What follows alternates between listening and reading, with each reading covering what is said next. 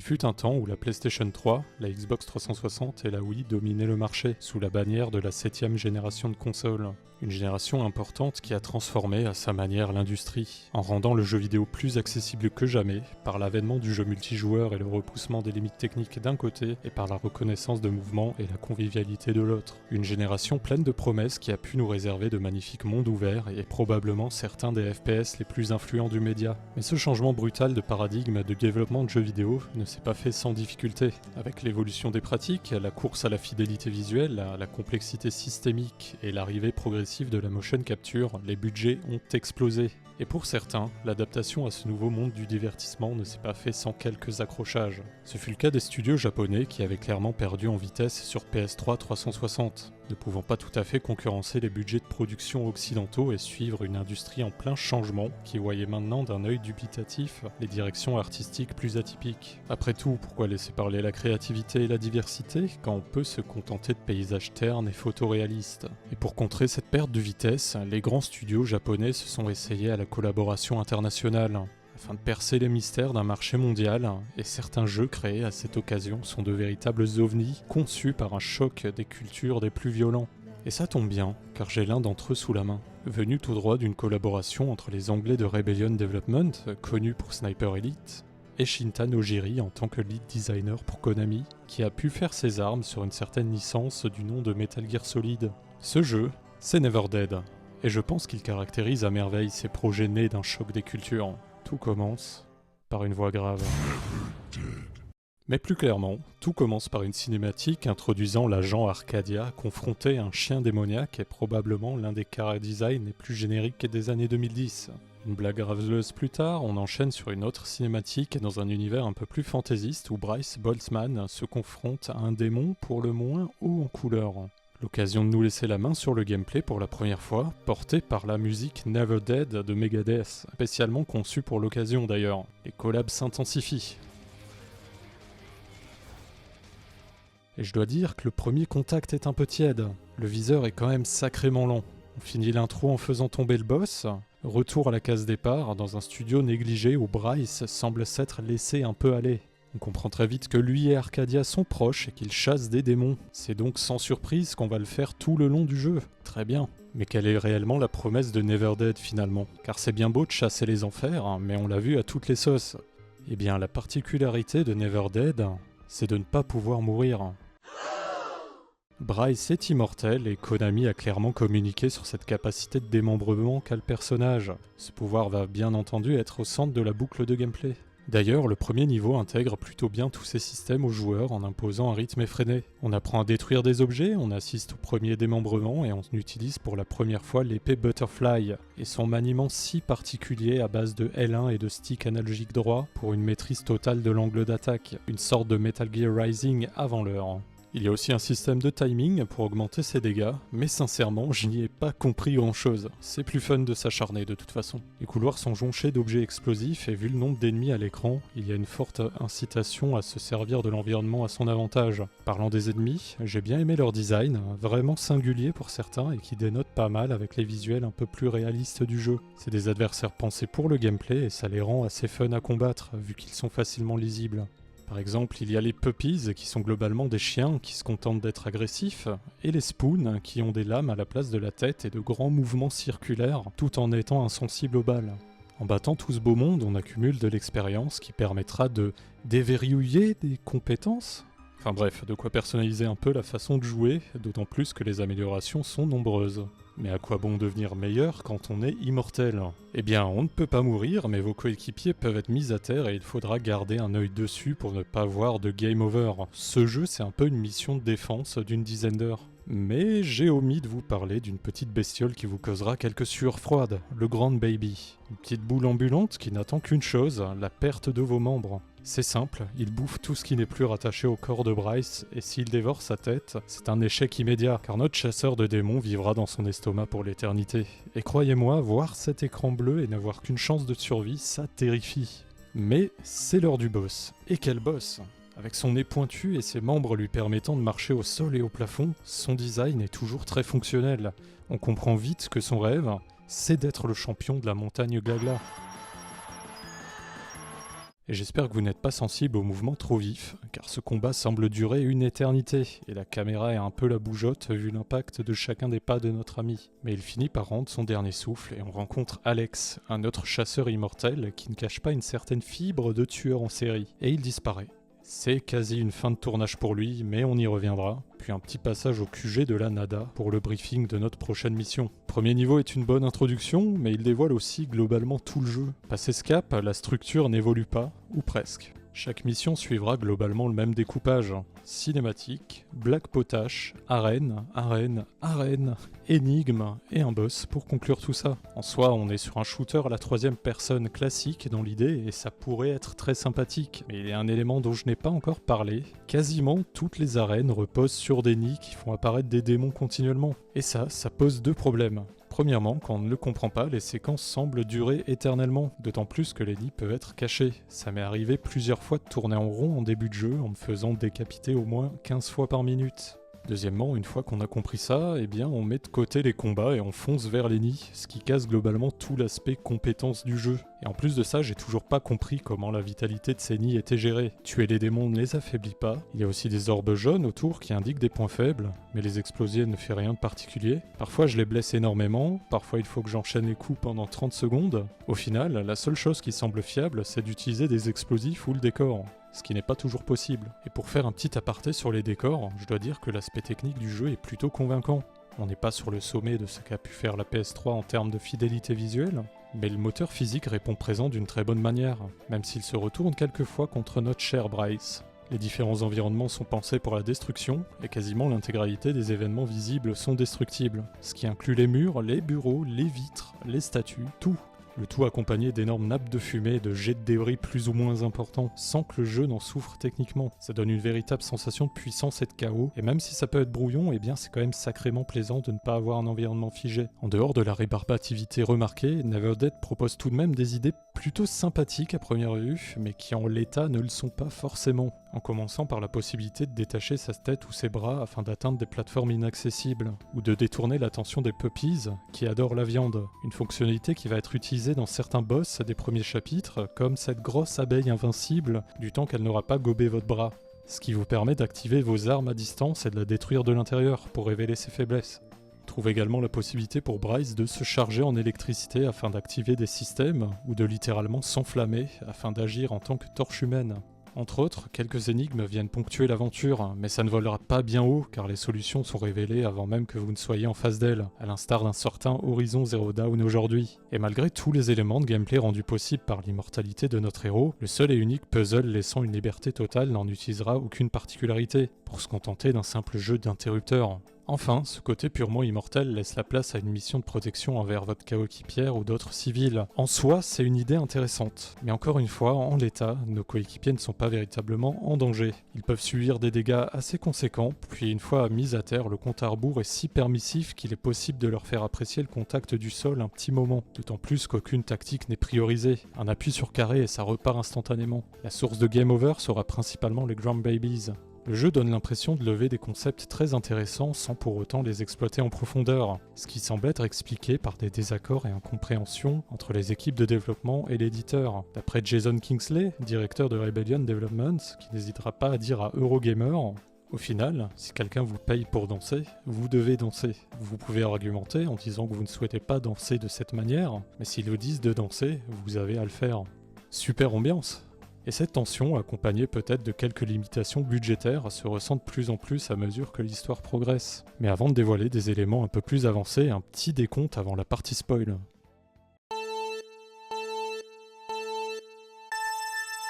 Très bien, parlons d'absolument tout. Comme vous l'avez vu, Never Dead commence comme un shooter à la troisième personne mêlant le classique et l'originalité par son contexte. On traverse la première zone, un asile, puis on enchaînera sur un musée où suite à de nombreux affrontements, on rencontrera une jeune chanteuse de pop, Nikki Summerfield, dans une scène où le mixage sonore flirte avec l'art abstrait.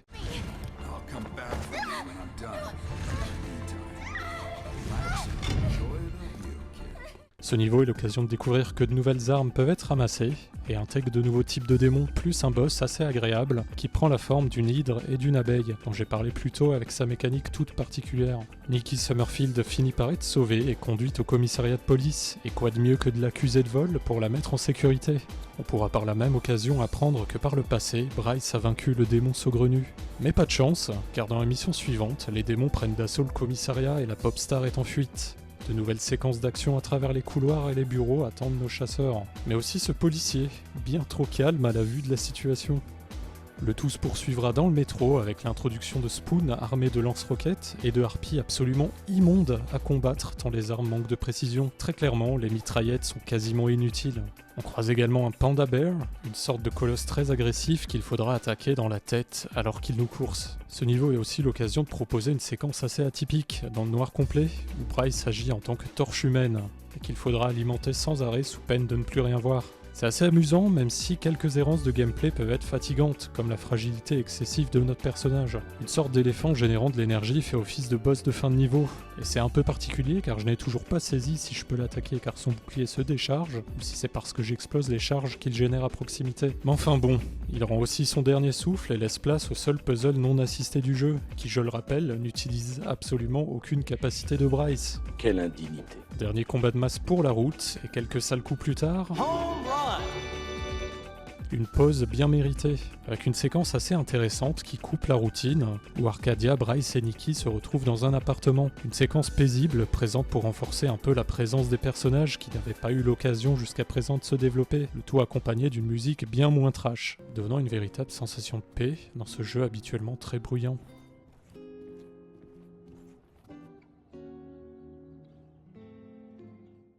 Il y a d'ailleurs des interactions plutôt amusantes avec le mobilier. On peut par exemple prendre une douche habillée, avec un nettoyage de tête très littéral, ou regarder notre cher immortel répondre à des besoins naturels, toujours tout habillé. Et sous le regard d'Arcadia, ça devient vraiment bizarre. On en apprend plus sur la relation entre Arcadia et Bryce, mais on comprend aussi que les attaques démoniaques ne sont pas hasardeuses, et ciblent spécifiquement Nikki. C'est aussi une interlude du milieu de l'aventure où Neverdead semble partir totalement en vrille, une bonne fois pour toutes. Et premièrement, car à partir de ce moment, le titre n'a plus de transition. Regardez par exemple, je vais ouvrir la porte et attention...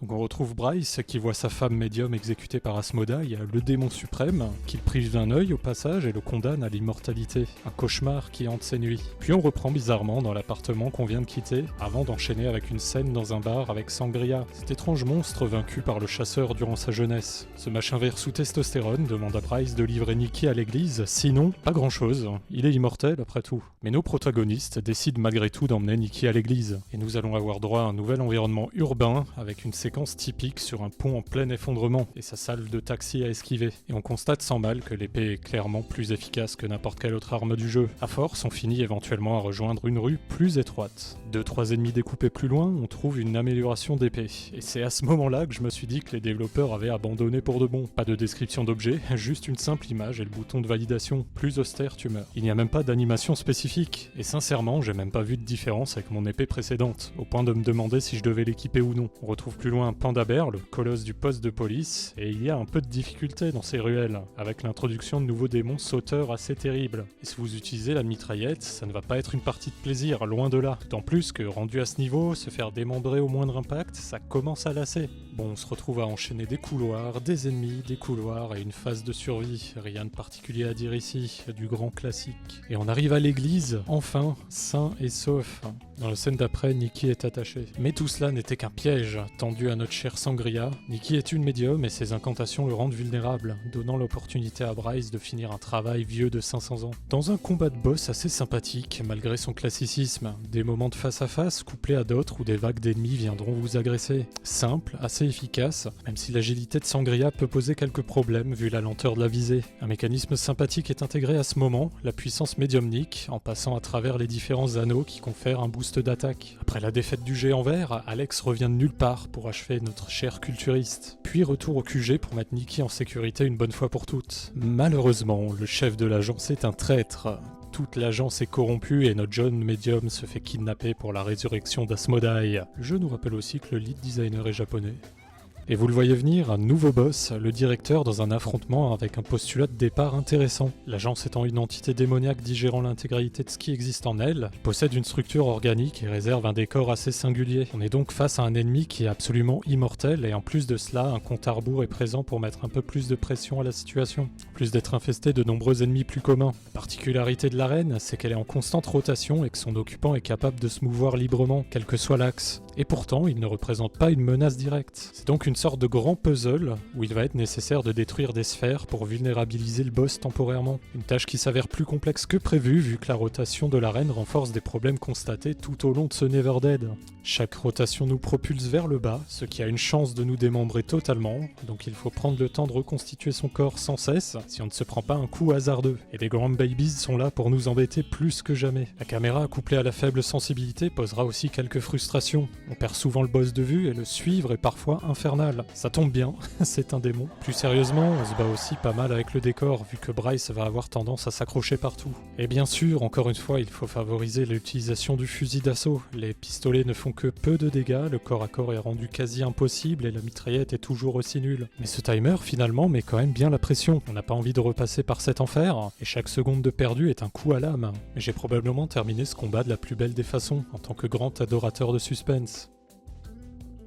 Mais Nikki est kidnappé, il est temps de rejoindre le toit. Retour à de longs couloirs pleins de monstres alors que l'on escorte Arcadia blessé par balle. On retrouve un boss éléphant et certains des ennemis les plus frustrants du jeu, comme ces sangliers qui sont très virulents. Arrivé au toit, il est trop tard, Alex emmène Nikki, le ciel se teinte de violet, le soleil est noir, c'est la fin du monde. Il y a une dernière tentative de renforcer les liens entre nos deux protagonistes, où Bryce sauve Arcadia dans une séquence en chute libre, puis en lui partageant son sang pour assurer sa survie. Il y a aussi un peu de blague entre eux, de quoi démontrer une proximité. You're falling for me, right? In your dreams, Deadhead. That's more like it. Cette fois c'est clair, on est dans la dernière partie, Asmodai est presque de retour, il est temps de le stopper. Retour en ville où le chaos s'est installé, les rues sont dévastées et les quelques survivants doivent être épaulés. On récupère donc un lance-roquette qui a une description cette fois, ce qui nous permet de gagner un peu de temps contre les mini-boss. Et pas un, mais deux pandas bears arrivent. On va se remettre en tête les soucis de caméra, la fragilité de Bryce et la sensibilité, c'est horrible. Il n'arrête jamais de se ruer vers notre héros. J'ai l'impression d'avoir passé 20 ans dans ce combat tellement c'était frustrant de se faire projeter sans arrêt. On ajoute bien sûr à ça le fait qu'il se régénère si on ne parvient pas à les blesser à temps. Même mon personnage est devenu Eric Zemmour après ça. Ensuite, la même chose que d'habitude, jusqu'à arriver au pied de la tour qui abrite le nid des démons, où un éléphant nous attendra. Un jeu éco-friendly. On escalade cette tour qui est bondée de démons dans une séquence qui est étrangement engageante. C'est assez intense et épique et ça doit être le fait d'être proche de la fin. Enfin, nous arrivons dans le nid, plus précisément à l'endroit même où Bryce était il y a 500 ans. J'ai trouvé ça plutôt sympa dans l'idée, ça nous permet d'identifier clairement l'importance de ce moment, jusqu'à ce que des hordes de démons arrivent pour vous dévorer, et encore une fois, ça semble interminable. Il n'y a absolument rien à faire à part survivre, et c'est long, c'est très long, et ça se termine éventuellement d'une manière hasardeuse. Place à l'avant-dernier boss, Alex. On connaît enfin ses motivations, il est jaloux de l'immortalité de Bryce. À cet instant, il faut oublier les boss qu'on aura pu croiser plus tôt, les quelques tentatives d'originalité parce qu'on revient à du classique. Une arène vide, ronde, et Alex qui court partout en tentant de nous démembrer. Il est évidemment plus rapide que notre réticule. Et c'est tout. Vu la rapidité de ses attaques, on s'équipe de l'amélioration qui étend la durée d'invincibilité après une roulade, et ça passe presque tout seul. Enfin, si on est assez rapide, car au moindre retard, il reprend l'intégralité de sa vie. Génial. Pas franchement super passionnant tout ça, c'est très long encore une fois, et il a plusieurs barres de vie. Mais malgré tout, cela ne le sauvera pas car la lame de Bryce est affûtée. Mais c'est trop tard car Asmodai est de retour, la dévotion d'Alex ne semble pas l'atteindre et dans un dernier soupir, il demande à Bryce de le venger dans une séquence émotionnelle qui ne fonctionne pas du tout. Et c'est parti pour le boss final, celui qui a tout pris et tout donné à notre cher immortel. Avec une musique bien sympathique, deuxième tombée au combat devant le mixage audio, arrivez-vous à entendre quoi que ce soit de la composition ?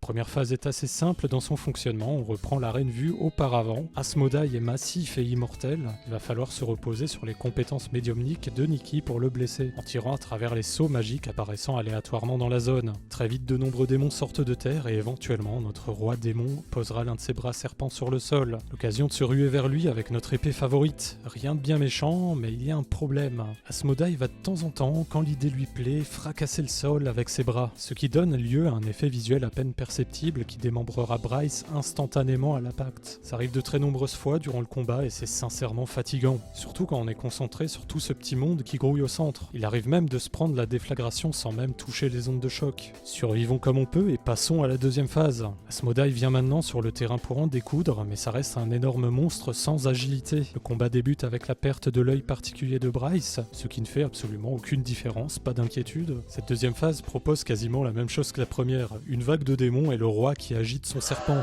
Cette phrase est étrange. C'est toujours aussi infernal avec les démembrements constants, mais il y a l'idée sympathique de petites plateformes sortant du sol qui nous permettent d'atteindre les sauts de la médium. Sinon, le schéma reste le même tout le long du combat, sans trop de surprises et de fil en aiguille, on oxy une bonne fois pour toutes le roi démon. On a aussi le droit à une séquence à la Metal Gear Rising, mais sans Platinum Games. Comment Bryce a-t-il pu garder son immortalité sans son œil? Alex lui a simplement donné avant de mourir. C'est terminé, mais pas vraiment. Le roi démon emporte notre héros qui se sacrifie et rejoint l'enfer à la manière de Dante et Vergil. Générique de fin, Nikki Summerfield devient une star de la pop et une scène post-crédit nous tease une potentielle suite.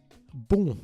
Avant de me lancer dans Never Dead, je ne savais pas vraiment dans quoi je mettais les pieds, et j'avoue ne pas avoir encore compris dans quoi j'ai mis les pieds exactement. Le titre a assez d'originalité pour avoir son petit charme, son identité, mais pas assez d'intelligence pour exploiter son potentiel. Perdu entre des idées ambitieuses, directes, et une réalisation un peu maladroite basée sur une structure vraiment trop répétitive, couplée à des personnages qui n'ont pas vraiment de moments de grâce, vu qu'ils ne sont pas très développés. Ce sont des clichés, et le scénario a finalement déjà été vu et revu de nombreuses fois dans d'autres contextes, sans avoir cette fibre qui lui permettrait de relever son intérêt. C'est l'une de ces œuvres dans laquelle on ressent les difficultés de développement dans tous les systèmes, et c'est assez typique de l'époque qu'elle représente pour les collaborations internationales avec le Japon. Un décalage constant entre des élans de créativité et la peur de sortir du cadre de ce qui est commercialement acceptable pour le marché du jeu vidéo. Pourtant, Never Dead ne me laisse pas totalement un mauvais souvenir. Certes, il a de nombreuses imperfections, mais pourtant je suis allé au bout, et c'est probablement à cause de ces petits élans de folie et de ce côté nanar, assumé ou non. C'est frustrant, pas bien passionnant, mais pas difficile pour autant, et c'est presque cathartique d'observer cette accumulation de couches de jeu implémentées sans aboutissement. Sur la fin, ça devient malgré tout indigeste, notamment à cause des démembrements systématiques et des situations clairement moins inspirées. Sans qu'il fallait boucler la production avant tout, c'est dommage, mais d'un autre côté, s'il avait été plus long, peut-être que ça aurait été trop long justement. Enfin bref, c'était Never Dead, une petite curiosité anglo-japonaise provenant tout droit de la 7ème génération. J'espère que vous avez passé un bon moment devant cette vidéo, et si ce jeu a fait partie de votre carrière de gamer, n'hésitez pas à le partager. À bientôt!